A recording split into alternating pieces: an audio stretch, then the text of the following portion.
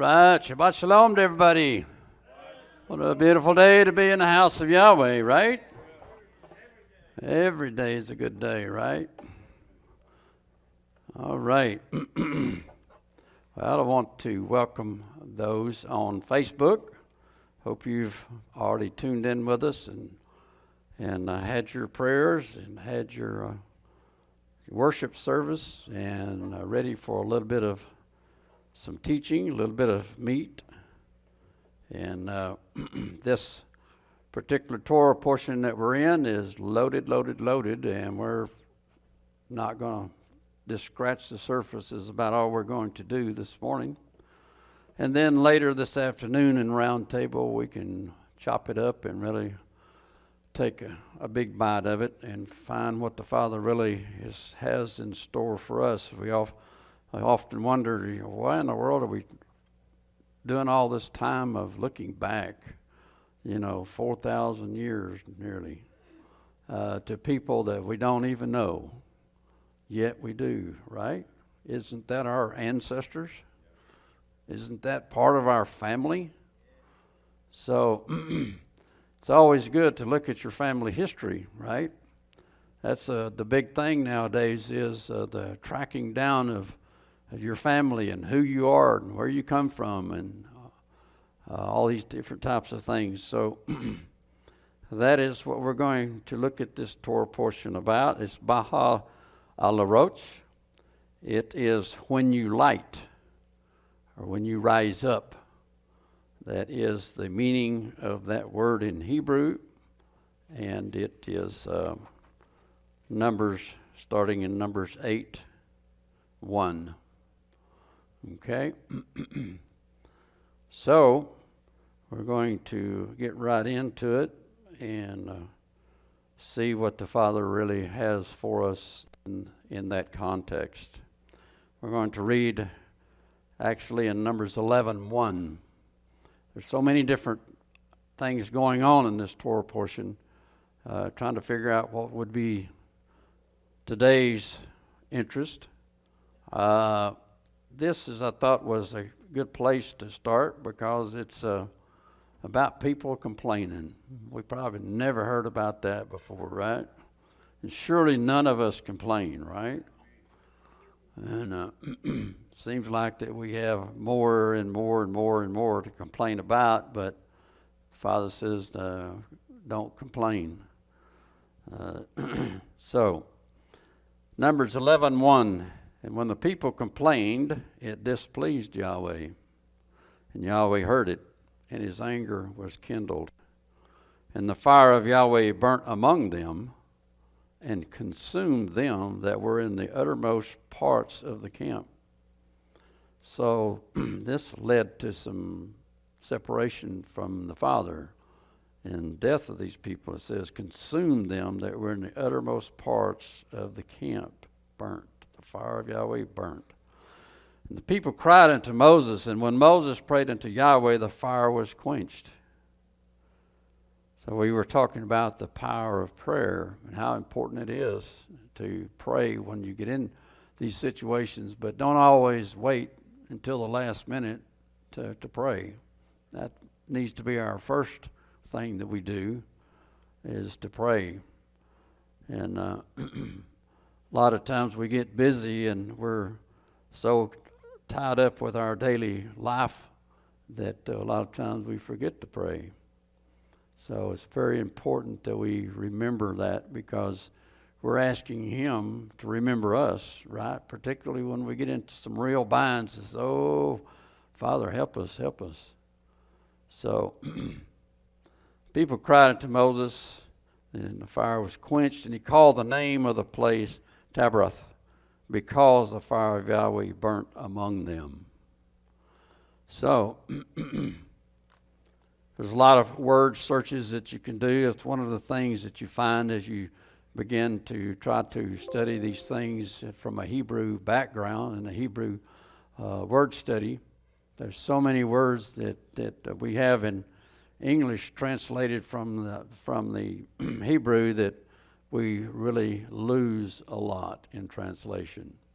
So I would definitely encourage you to get good concordance and those types of things, and really do word searches in your study, because it opens it up so much. Going on in Numbers 11, it says, "And the mixed multitude that was among them fell a-lusting, and the children of Israel also wept again and said, Who shall give us flesh to eat?" This has always been an enigma to me here, that they have all these herds and all these animals and so forth, yet they're crying for flesh, crying for flesh. Of course, we know that what they are being fed is manna, right? That bread from heaven, the very bread that angels exist upon. And he has allowed the children of Israel to go out and pick it up and cook it and do all the things that needs to be done. And I guarantee you, I think that there's every vitamin or whatever else that you would ever need in this manna, and that you wouldn't have to add anything to it. But you know, us as human beings, we always want to have a little bit more, or variety maybe, or difference. It says, and they go on and it says, "We remember the fish, which we did eat in Egypt freely, the cucumbers and the melons and the leeks and the onions and the garlic freely. But now our soul is dried away. There is nothing at all besides this manna before our eyes." You know, the word manna itself, it says, the definition of it is, what is it? So that's kind of strange in itself. So what is this? It's manna. What is it? And the manna was as coriander seed, and the color thereof as the color of bdellium. Of course, you know the whole story of the manna was actually not only a test, but also a teaching tool for what? The Shabbat, the Sabbath. That's really what it's really about. And that we should depend upon Him for our substance. Because that's one of the things that we see when we first start walking this walk and celebrating the Shabbat by not working. The first thing is that we become a little apprehensive. Well, how are we going to feed my family? You know, I've got bills to pay, and how am I going to take off a whole day? And, you know, particularly in West Texas, because it's 24/7 in the oil field just about. So that's one of the biggest tests that we as people encounter, because we live in a world that is exactly opposite of God's provisions and God's laws and regulations. So just remember that is the litmus test, basically, and it requires faith. And when you jump that hurdle with faith, it becomes such a milestone in your life, how much blessings that you received by taking part of God's plan that He has for mankind from the very beginning.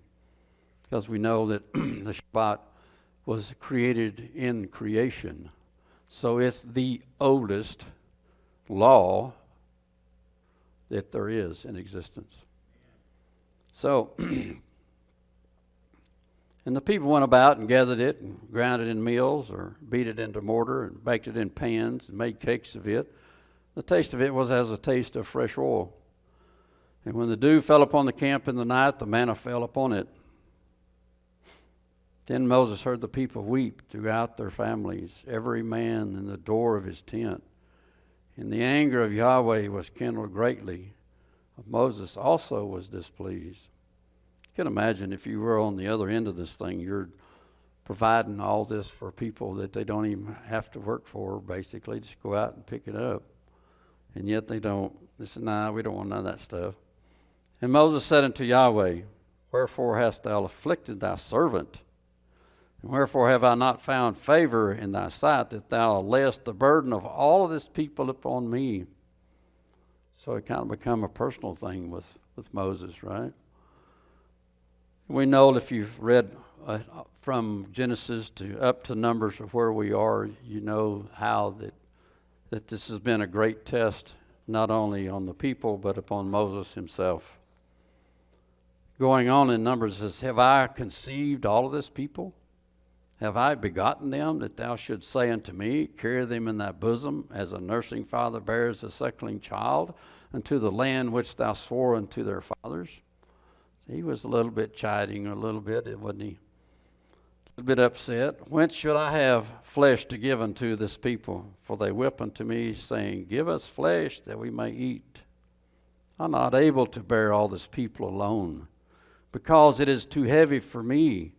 And if thou dealt thus with me, kill me, I pray thee, out of hand, if I have found favor in thy sight, and let me not see thy evil. So we know we just come to a couple of Torah portions where that they actually took a census and numbered. And we know that there's over 600,000 men over the age of 20. So you can imagine, even if you just double that, that's, like 1.2 million.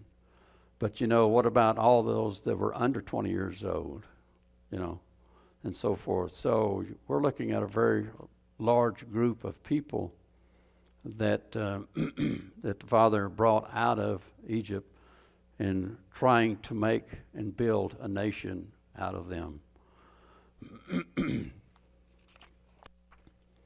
Going on, and Yahweh said unto Moses, gather unto me 70 men of the elders of Israel, whom thou knowest to be the elders of the people, and officers over them, and bring them into the tabernacle of the congregation, that they may stand there with you. And I will come down and talk with you there, and I will take of the Spirit which is upon you, and will put it upon them.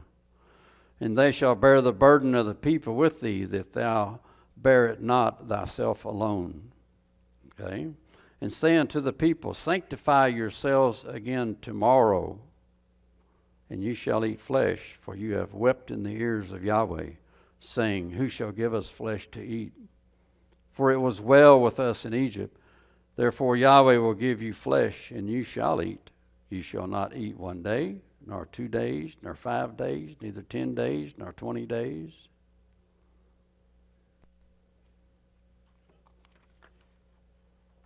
But even a whole month, until it comes out of your nostrils, and it is loathsome unto you, because that you have despised Yahweh, which is among you, and have wept before him, saying, why came we forth out of Egypt? Wow. I'll back up just a minute there where it says bring these 70 men, okay, that were heads of tribes, men of God. And he says, bring them here, and I will put a measure of my Spirit upon them, as I have put a measure of Spirit upon you, Moses. Can you imagine being in a certain place, or a place like that to receive? That is the very thing that we look for and look at. And we know that there are measures of Spirit that he pours out, other than the one that at Pentecost, okay? Prior to Pentecost, at the very supper table with the Messiah, he put a measure of the Spirit upon the disciples, where that they could go forth and bear the word into the world. So each one of us is in that line to receive, if you want to receive. That's the thing. Because it is something that he will give unto you, a measure of his Spirit, a measure of Spirit of understanding, and also being able to preach his word where that you find yourself. So we see these times that he talks about putting a measure of Spirit upon you. All of his feast days are times that we come together and gather with him. And these are days set apart for that very same thing. He always gives us a measure of the Spirit at every one of these feast days. We just had Shavuot, which is Pentecost. And there was a measure of Spirit that fell upon all of us that was here. We all felt it. So these are the times that we live in, that we need this Spirit to be able to to operate in this world and to be bearers of the truth and for encouragement, that we are called for a reason and a purpose. So, and of course, these are the things that we pray for. That was the thing, particularly at Shavuot, was that they prayed for, and they were there as they were commanded, as part of the laws that said that the men had to go up 3 times a year to the festivals. So, Numbers 11:20 going on, it says, "And Moses said, the people among whom I am are 600,000 footmen, and thou hast said, I will give them flesh that they may eat a whole month. Shall the flocks and the herds be slain for them to suffice them? Or shall all the flesh of the fish of the sea be gathered together for them to suffice them?" We know that there was probably over 2 million people there. Well over 2 million. So, and Yahweh said unto Moses, "Is Yahweh's hand waxed short?" I wonder sometimes, do we maybe doubt a little bit? Is, our God really going to do this for us and so forth? And there's always that room for a little bit of doubt Satan puts there, saying, oh man. Or maybe even would get the idea, well, I'm not really qualified, or I'm not really walking totally right. But the Father still will talk to you. He will still, because he says that he wants everyone to be saved, right? So we all have that opportunity to walk in his pathway, make the right choices in our life. And Moses went out and told the people the words of Yahweh, and gathered the 70 men of the elders of the people, and set about them round about the tabernacle. And Yahweh came down in a cloud, and spake unto him, and took of the spirit that was upon him, and gave it unto the 70 elders. And it came to pass that when the Spirit rested upon them, they prophesied, and they did not again. I think I lost the bottom part of it. Anyway, they said that they prophesied. This cloud come down in the presence of these 70 men. I might want to ask the question, maybe, why 70? Why the number 70? 70 nations, because that's what is represented that all the nations of the world at that time, at the beginning, was 70 nations. There were 70 nations actually represented at the Mount Sinai when he gave the 10 Commandment law, the covenant, unto all of Israel. There were 70 nations represented there. And in fact, he spoke in 70 languages. So that's why that the giving of the law on Mount Sinai was the time of Shavuot or Pentecost. Pentecost in Christ's time or Yeshua's time is not the first time that they spoke in tongues. And we truly understand what they were saying. They were speaking in a language, not jibber jabber. They were speaking in a language that people there knew and recognized. In fact, if you read the story in Acts, what it says, how did we all hear in our own language? So that's truly speaking in tongues, or in languages, really. Language is the better word and not tongues. But, and we have a promise that in the end that he will restore a pure language to all people on the earth. Basically overcoming the problem that took place at the Tower of Babel. When they were seeking their own way, they were seeking to make a name for themselves. They didn't want the name of the Father upon them. They wanted to make a name for themselves, it says. And so when the Father came down and saw what was going on, he says, well, this can't continue on. We're going to have a big problem. So he confused their language, right, in the Tower of Babel. So the reverse of that is Shavuot, or the Pentecost, the pouring out of the true language back. And that is a guarantee that we can see in prophecy. It says, I will restore a true language to the people. So, all right, so we see down here that when he gave them this spirit, they prophesied. Well, we know, like I say, at the time of Shavuot, they were prophesying also. We also see that during the time of the disciples, if you remember that there was two men, in fact, we'll probably read it about it, two men that the Spirit kind of fell upon them, and they started prophesying, and his disciples got kind of upset and went to him and said, hey, these guys are out here prophesying. Make them stop. What did he tell them? Tell them if they're for us, they're doing fine. Everything is good. If you're prophesying the true word, then there's not a problem. Numbers 11:30, and Moses got him into the camp, and he and the elders of Israel. And there went forth a wind from Yahweh, and brought quail from the sea, and let them fall by the camp, as it were a day's journey on this side, as it was a day's journey on the other side, round about the camp.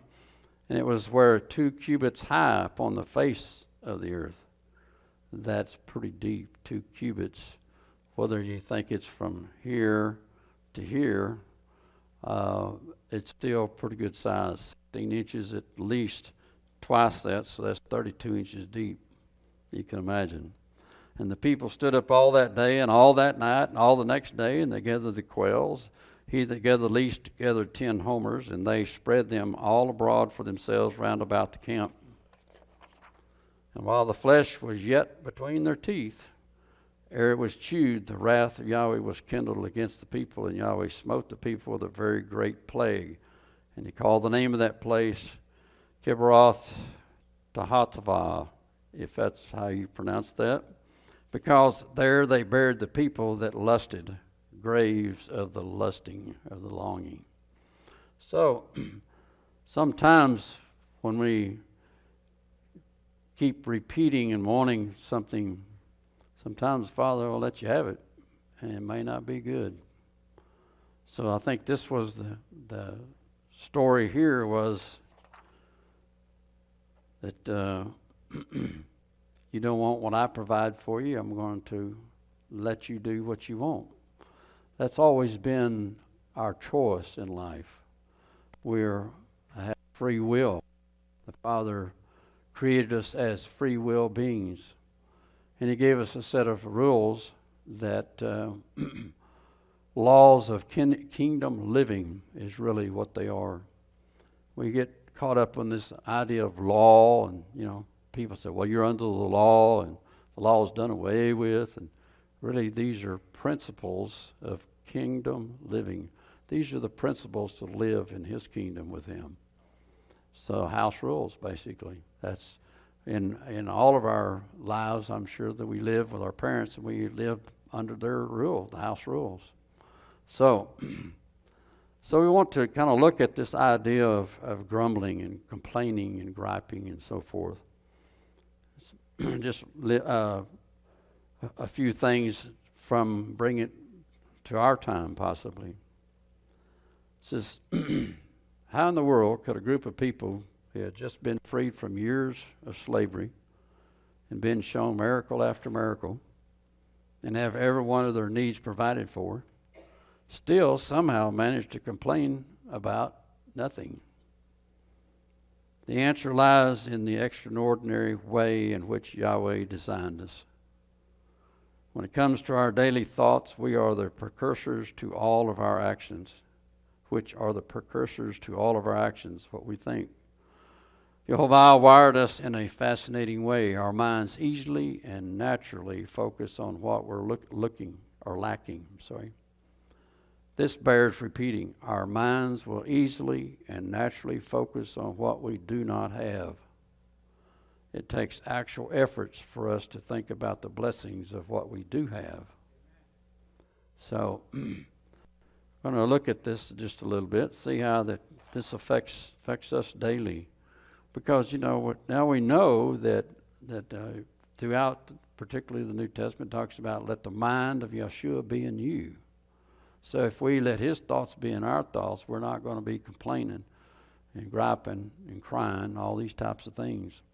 Our mind can be likened to a garden. The soil will bring forth most anything you want to plant it there.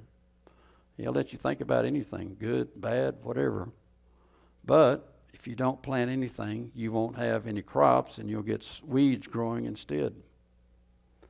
Without the seeds, the land doesn't just remain bare. Seeds will grow up in abundance. This analogy is a true gateway to understanding why most people walk around unhappy and with absolutely no zest for life. Unless you make a conscious decision to focus on something positive, then by default, your mind will simply and easily drift towards negative and unproductive thoughts. So once again, let the mind of Yeshua be in you, that you dwell upon his word every day. Memorize text that can easily be repeated in your life. If you're thinking about that, you don't have room or time to think about all the negative stuff. And we all know that we live in a world that is very negatively charged today. There is so split politically wise and all the other crazy things that are going on that we can spend our time. This thing right here can devour your life and your time. When you're on social media, just getting on any social media and pretty soon you'll look up and it's been an hour, 2 hours. And what have you accomplished? Nothing really. All you found is somebody's kids' pictures or some other stuff that really doesn't amount to anything.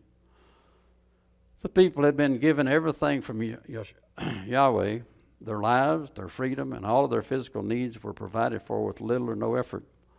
But instead of being overjoyed beyond belief by focusing on what they now had, the Israelites allowed their minds to remain barren, whereby they naturally complained about all the things they didn't have because they didn't focus on what they had. God knew that there was no way he could ever make them happy, and the wrath of God flared greatly. There's no amount of blessings that could ever make someone happy if he chooses to not think about them. No amount of blessings that could ever make someone happy if he chooses to not think about them. How many blessings are in your life? Every day, how many blessings do you have? Everything Jehovah gave them made them ecstatic for a day, and then their focus switched from elation to what's now lacking. Their entire well-being and attitude dramatically changed as soon as their focus is changed. This is the powerful, life-changing lesson for all of us. For a life of peace and blissfulness, it's absolutely mandatory to take time each and every day to really and truly think about the blessings that Jehovah showers on you. Remember, a lack of appreciation and awareness is the first step towards unhappiness. And if you all know that things don't make you happy anyway, it's not things that make you happy. And there's no one that can make you happy except yourself, right? You choose happiness. It's not something that just happens to you. You choose it. Take the time to really thank the one who gives and stop focusing on the things that at this moment you don't have. Fill your mental garden with only the right kind of thoughts and watch in amazement how you'll have more and more to be thankful for. These are some of the life lessons that we can get from these. That's one of the reasons that we go into these Torah portions, not only to see what our forefathers went through and to make right decisions and choices, but to see how does this affect us today when we're walking in this world. Philippians 4:4-8 says, "Rejoice in Yahweh always." And again, I say rejoice. So if you're rejoicing, you don't have time to be unhappy. "Let your moderation be known unto all men. The sovereign is at hand. Be careful for nothing, but in everything by prayer and supplication with thanksgiving, let your requests be made known unto Elohim. By prayer and supplications and with thanksgiving. And the peace of Elohim, which passeth all understanding, shall keep your hearts and minds through the Messiah, Yeshua. Finally, brethren, whatsoever things are true, whatsoever things are honest, whatsoever things are just, whatsoever things are pure, whatsoever things are lovely, whatsoever things are good, of good report, if there be any virtue, and if there be any praise, think on these things. Sometimes we get caught up in all the negative thinking, don't we? It's because it's a natural thing. Going on in Philippians, I know both how to be abased, this is Paul writing, and I know how to abound. Everywhere in all things I am instructed both to be full and to be hungry, both to abound and to suffer need. I can do all things through the Messiah which strengthens me. That's the key. If you just memorize that verse right there, that will take you through a lot of the down, low sides of life. I can do all things through the Messiah which strengthens me.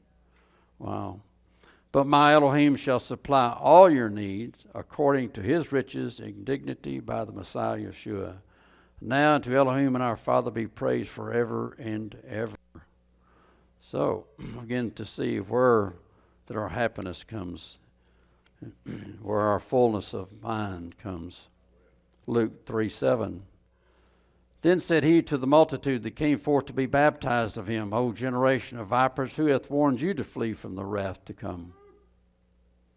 Can you imagine standing on that bank of the Jordan River? And there is a place in Israel today that is the very place where John the Baptist stood and baptized at the Jordan River. It's also the very place where they crossed the river. So, bring forth therefore fruits worthy of repentance, and begin not to say within yourselves, we have Abraham for our father. For I say unto you that Elohim is able of these stones to raise up children unto Abraham. And now also the axe is laid unto the root of the trees. Every tree, therefore, which bringeth not good fruit is hewn down and cast into the fire. And the people asked him, saying, What shall we do then?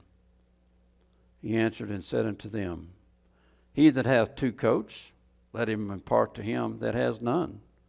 And he that hath food, let him do likewise. Oh, this is some of that treat your neighbor as yourself. Wow. Then came also publicans to be baptized, and said unto him, Teacher, what shall we do? He said unto them, Exact no more than that which is appointed unto you.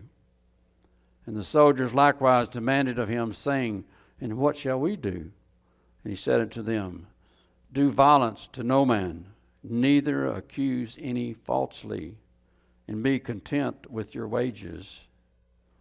Sounds like he's reciting the 10 Commandments, right?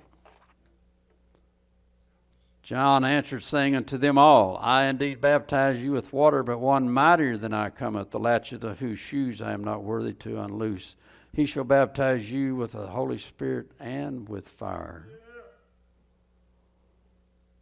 So if you're on the good side of that fire, that's where you want to be, not on the bad side of the fire we just read about back in when they were complaining. The mixed multitude was complaining. He said that fire broke out among them. This is the Holy Spirit with fire, whose fan is in his hand, and he will thoroughly purge his floor, and will gather the wheat into his garner, but the chaff he will burn with fire unquenchable. Yeah, it's directly pointing to the harvest. Using natural things, you'll find that in the scriptures that everything is based on natural that reflects the spiritual. Particularly, everything is agricultural based. Everything from the Garden of Eden to the The revelation is based in agriculture. Agricultural terms are used to show a spiritual application to mankind. When he's talking about wheat, that is the parable where he talks about the wheat and the tares growing together. Okay? And he says, just let the tares grow with the wheat until the harvest. Then he sends his angels to pull out the tares and bind them in bundles to burn. And this wheat he puts into his barn. Those are people that we're talking about. Being Israel, being separated from the ungodly, the unholy, and to be put into his barn. Okay? So we find these, some call sometimes idioms. People call them idioms, Jewish idioms. But he's taking a simple fact and using it to show you a spiritual application. And this is really what the whole plan of salvation begins. When you start in Genesis, you see what? A piece of land, a house, and a family. So, and that's what it's all about from the very beginning to the very end. A house, a piece of land, and a family. They just become bigger, greater things. We all become part of the family of Israel, right? We are a big mishpachah, family of Israel. So whether you're naturally born into Israel or whether you're grafted into, we all are the same, just like our father is Abraham. So it says if you're in the Messiah, then Abraham is your father. And so we say, well, so what? Well, it means a lot because there was a lot of things that he provided for Abraham, and through Abraham we have the seed, that seed, which is the Messiah. So without Abraham, Father Abraham, having that seed that was promised many years prior to him coming, we wouldn't have a Savior. So, once again, talking about agricultural terms, a seed. Says, so we're going to also read in Hebrews 13 here. Like I say, there's so much more and we will talk about so much more through talking about harvest and these types of things, that we know that in Revelation, that whole thing is nothing but the scenes of the harvest of all mankind on the face of the earth. First, you have a harvest of grain of barley harvest. Okay, that is the harvest that begins with Passover. They use the barley as a wave offering at Passover. So then you have the offering of the wheat at Shavuot that we just had. That represents all of Israel. It says all Israel will be saved. Then it talks about a fruit harvest of the crushers of the grapes and stuff. That's the end harvest of all those that are not in these harvests, the great multitude that no man can number. So all of these have a spiritual application. As we understand those things, it gives us a better understanding of who we are and what we are and where we're going. So Hebrews 13:1 says, "Let brotherly love continue. Be not forgetful to entertain strangers, for thereby some have entertained angels unawares." Well, we can know that there are several stories in the scriptures that we see that this very thing. How about when on the plains that these men come along and Abraham is sitting outside? Those were angels, right? In fact, one of them, I think, was the Messiah himself. So, and I think that Father Abraham knew, because he asked him those questions. He says, well, what about if there's 30 and 40 and down all the way down to 10? Would you spare the whole city? But he would, but he wasn't. There wasn't. Well, we see that some of those parables being applied today. The question that's in the Beha'alotcha, the New Testament, says, when he comes, will there be faith in the land? Will there be any? That's the question.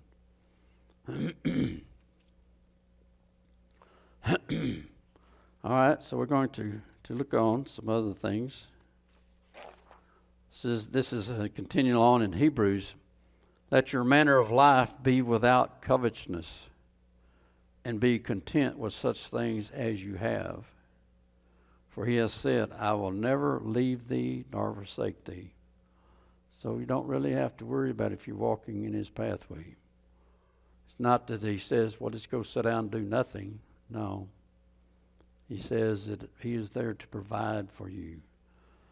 If you walk in his pathway, he will provide for you. He is your helper. He is your provider. He's your protector. Even to the point where he says that if you walk in my statutes and judgments and do all of my commands, I will not lay any disease upon you of those of the foreign nations around them. That is a huge promise. If we could actually grab a hold of that promise and really claim it for our own, what a blessing it would be in this world. There's so much disease and death, and a lot of it is caused by man himself. So that we may boldly say, Yahweh is my helper, and I will not fear what man shall do unto me. Man, just think of the martyrs, that stood and claimed Yeshua all the way to death, being burned alive at the stake, and never regretting or retracting any of their belief. Those that stood for the very belief that we have. Without these men, there would not be the written word. Some of the ones that labored in bringing the Bible to a printing place to print and to put together for us. Yeah, in our own language. Yeah. Says, remember them that have the rule over you, who have spoken unto you the word of Elohim, whose faith follow, considering the end of their manner of life. Yeshua the Messiah, the same yesterday, today, and forever. That's the very thing that we see contested, either knowingly or unknowingly, in what is being preached and taught. That he changed his mind, basically. That he changed his way of salvation. He changed the law. He did this, he did that. You're going like, how can these things be when he says, I do not change? He says, I'm the same yesterday, today, and forever. Besides, would you really want to follow a God that changes his mind? Really? What would be the guarantee that he wouldn't change it again? So, Yeshua the Messiah, the same yesterday, today, and forever. Be not carried about with divers and strange doctrines, for it is a good thing that the heart be established with grace, not with meats, which have not profited them that have been occupied therein. Of course, there's a whole sermon, just that last word there. Hebrews 13:10, we have an altar, wherefore they have no right to eat which serve the tabernacle. For the bodies of those beasts whose blood is brought into the sanctuary by the high priest for sin are burned without the camp. Wherefore Yeshua also, that he might sanctify the people with his own blood, suffered without the camp. So that is the body, our body, okay? Let us go forth therefore unto him without the camp, bearing his reproach. For here have we no continuing city, but we seek one to come. By him, therefore, let us offer the sacrifice of praise to Elohim continually. That is the fruit of our lips, giving thanks to his name. We no longer offer the bodies and blood of animals, but the blood of Yeshua himself. So we give, that is a sacrifice of us, is an offering of thanksgiving.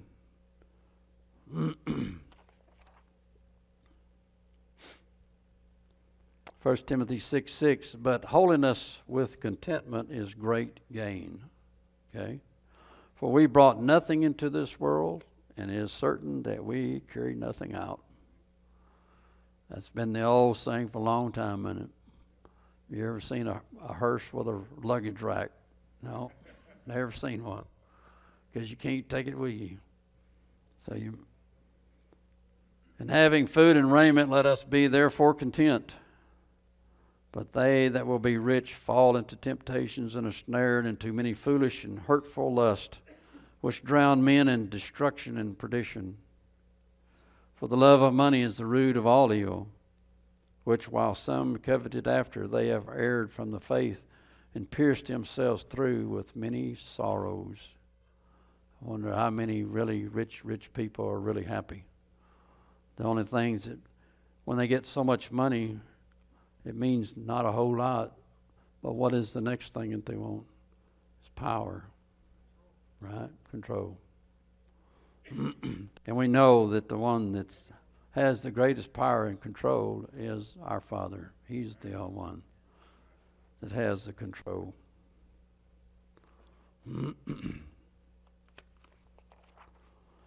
Going on, Timothy says, charge them that are rich in this world that they be not high-minded, nor trust in uncertain riches, but in the living Yahweh, who giveth us richly all things to enjoy. That they do good, that they be rich in good works, ready to distribute, willing to communicate. Wait a minute, good works? What's the deal here? I thought that you couldn't have works if, that's one of the things we hear. Well, that's your works, brother. You're trying to work your way to heaven. If you're keeping them old laws back there, that's your works. You're trying to go to heaven with those. No. It says your good works. This is your good works because of what he's done for you.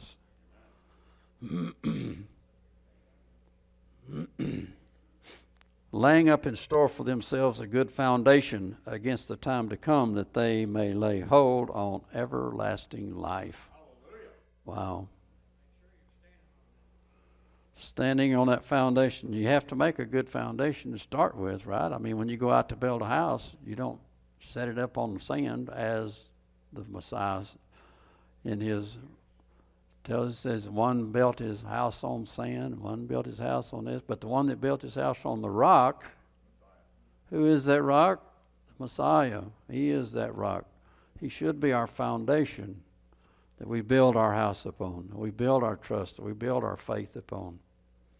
And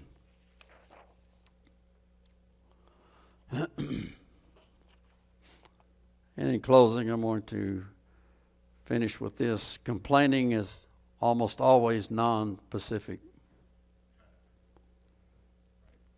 We are looking for something to complain about. And when we find it, if you want to complain, you will. We can stay at the best 5-star hotel and complain that the concierge stopped smiling for a moment, or the tea was a touch too strong or too weak, or the carpet was too soft. There's no such thing as perfection. So if we are looking, we will always find the flaw. That's why he says, get your eye off your neighbor.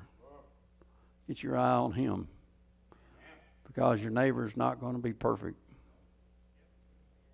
Nobody is perfect except the Messiah himself. So he says, get your eye off of him. Get it on the Messiah. That's why there's sometimes so many splits within congregations. is that we get to looking at each other and saying, hey, what about him? What's he doing? Instead of saying, what am I doing? What am I saying? How am I living? How am I doing? And talking about complaining, I've heard of churches splitting over what color carpet that they were choosing to put down, or what kind of benches or whatever, you know. I'm going like, can you imagine what our Father thinks about stuff like that?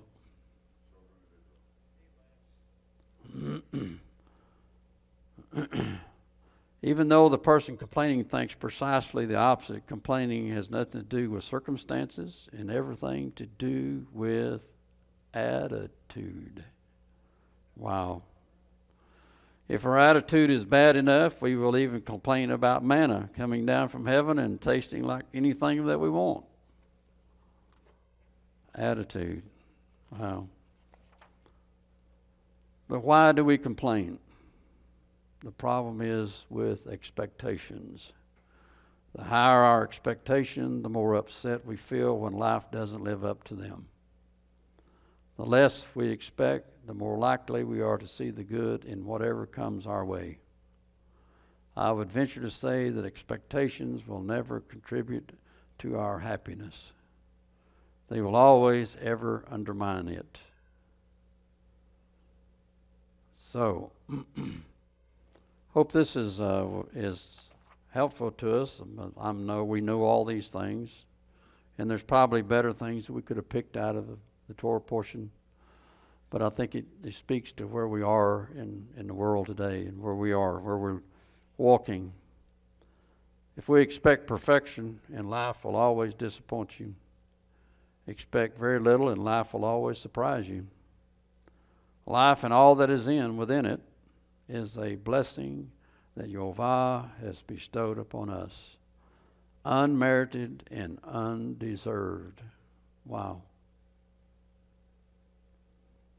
That's the very one of the definitions of grace, isn't it? Unmerited favor from the Father. Seeing it that way will fill us with gratitude and grant us immunity from complaining. So, don't complain. Just relax and count your blessings and Shabbat on.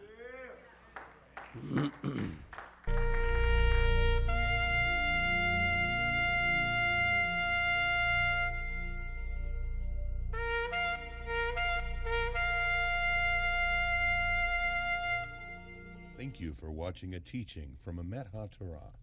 If you are ever in the Odessa area, we would love to welcome you to our Shabbat service, 11 a.m. every Sabbath. For more information or for more teachings, feel free to find us on the web, www.emethatorahodessa.com. Also, you can find us on Facebook. Thank you. God bless you and your family. Shalom.